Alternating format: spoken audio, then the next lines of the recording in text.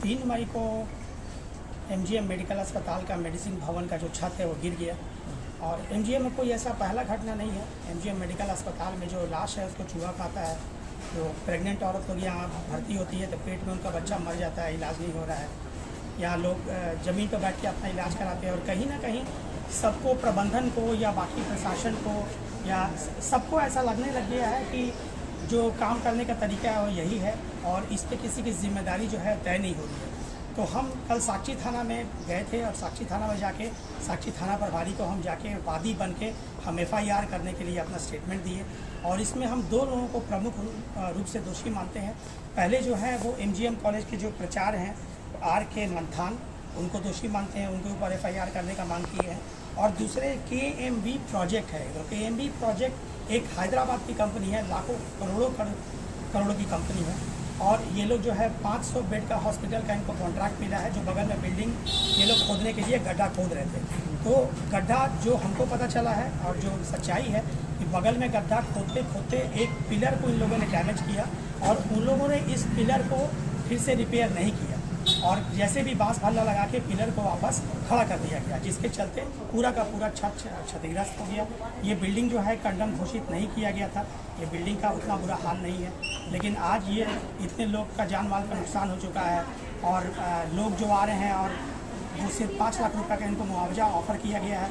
तो 5 लाख का मुआवजा जो है वो कंपनसेट नहीं करता जो जान माल का नुकसान हुआ है। और अगर न्याय की बात करें तो क्योंकि 5 लाख रुपए आप किस हिसाब से दिए। अगर हम प्यूनिटिव डैमेजेस की बात करें तो प्यूनिटिव डैमेजेस की तो कोई बात ही नहीं करता। न्याय जो मिलता है वो अक्सर प्यूनिटिव डैमेजेस से मिलता है और कॉम्पनसेशन उसका होना चाहिए। दूसरी चीज़ क्या है कि ये जो है वो इनवॉलेंट्री मैनस्लॉटर का मुद्दा बनता है। मतलब कि बिना सोचे समझे हत्या करना, माने मेरा इरादा नहीं था हत्या करने का, पर यह हत्या का मामला बनता है।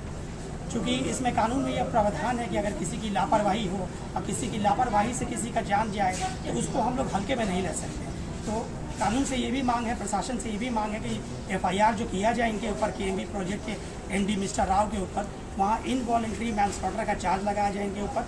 और इनको लगा के हैदराबाद से यहाँ आके जमशेदपुर की जनता को इनको अपना बयान देना चाहिए कि क्यों इनके निरीक्षण में जो लाखों करोड़ की कंपनी चला रहे हैं उसके बाद भी क्यों ऐसा हादसा हुआ और इसका जवाबदेही कौन करेगा, इसका इंसाफ कौन देगा।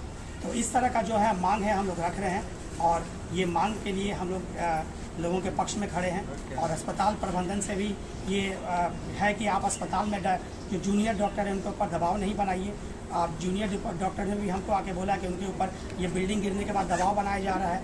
वो लोग काम करने के लिए जो है वो डर रही हैं अंदर कि हम लोग कैसे काम करें और उनको कहा जा रहा है कि नहीं आप काम कीजिए। तो इस तरह का बात नहीं होना चाहिए और एक ठोस कदम उठाना होगा प्रशासन को और न्यायपालिका को, जिससे ये साबित हो जाए कि जमशेदपुर में अब ओछी राजनीति का अंत हो चुका है।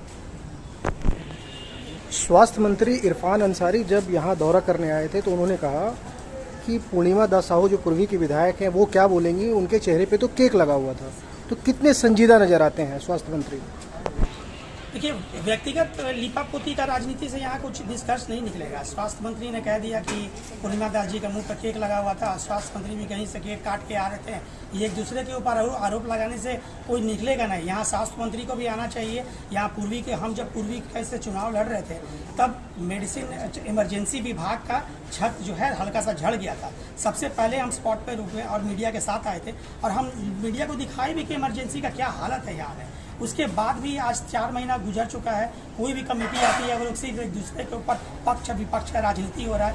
पक्ष और विपक्ष का राजनीति से जनता को क्या लेना देना है? जनता को इस चीज़ से लेना देना है कि हमको न्याय कैसे मिले, हमको मुआवजा कैसे मिले और कौन ऐसा पॉलिटिकल पार्टी है या पॉलिटिकल नेता है जो पब्लिक के पक्ष में लड़ रहा है। इरफान अंसारी जी को प्राइवेट कमेंट से बाज आना चाहिए। पूर्णिमा दास जी को भी चाहिए कि अपना काम बखूबी से करें।